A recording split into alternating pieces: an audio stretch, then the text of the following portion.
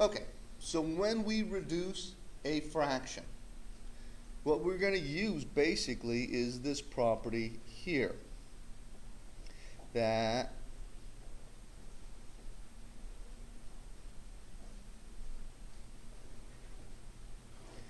two ways we can look at it.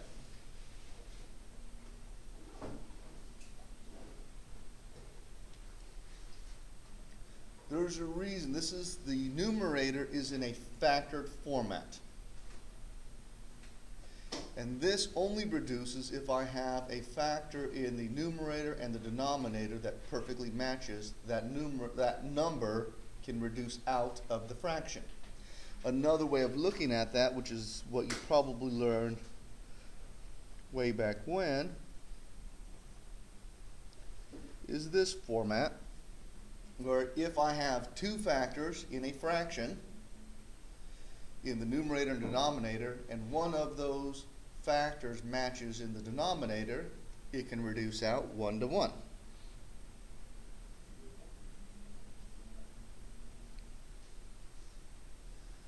A common mistake that students make in factoring is they try to apply it to one of the possible many values in the numerator. For instance, if we take a look at factoring something like this.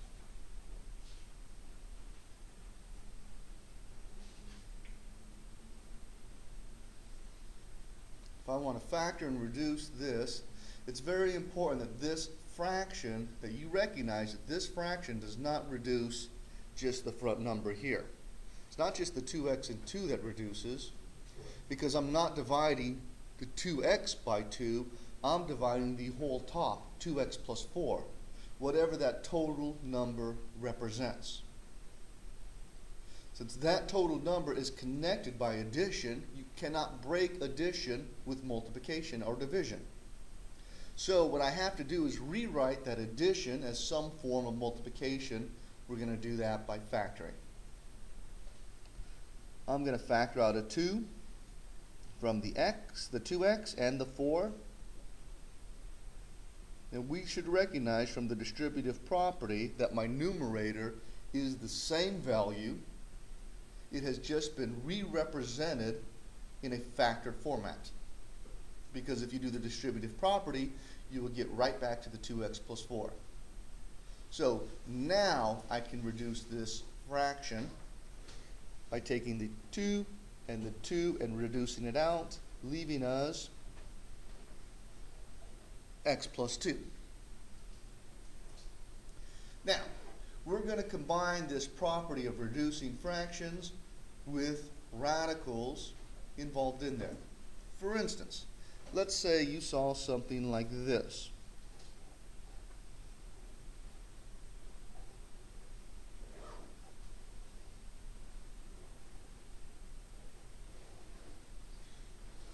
So now I have a fraction that includes a radical. I'd like to get this in reduced radical, reduced fraction format. The first thing I'm going to do is look at that 32 and find the largest perfect square that is smaller than 32.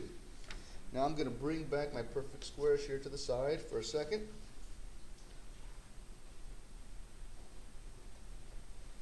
Okay, so under 32, let's see, starting at 25, 25 does not go into 32, but 16 does.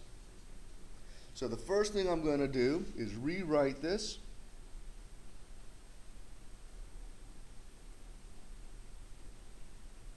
as 16 times 2 under the radical. Now, you don't necessarily have to show every step-by-step detail, but I'm showing it to you as a learning tool. Next step, I'm going to split these one radical into two radicals.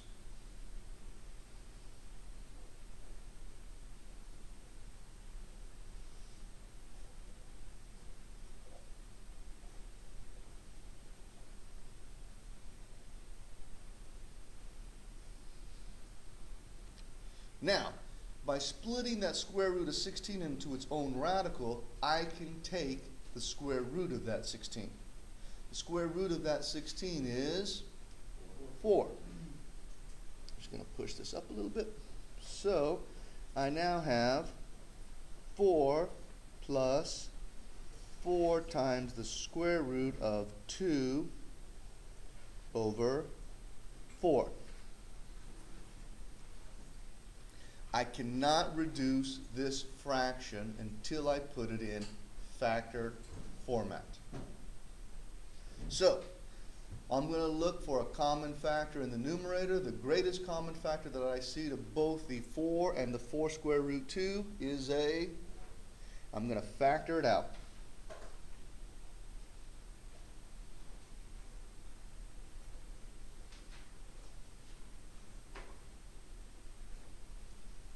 Now I'm going to look at my numerator and my denominator, and I'm going to see any common factors that are reducible. In this case I do, because I have a 4 in the top and a 4 in the bottom.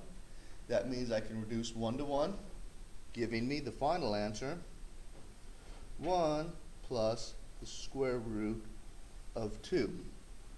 So this answer is in fully reduced radical form, fully reduced fraction form. By doing this step, all of our answers will look the same, which means by doing this step, your answers, if you did everything correctly, will look like the back of the books as well.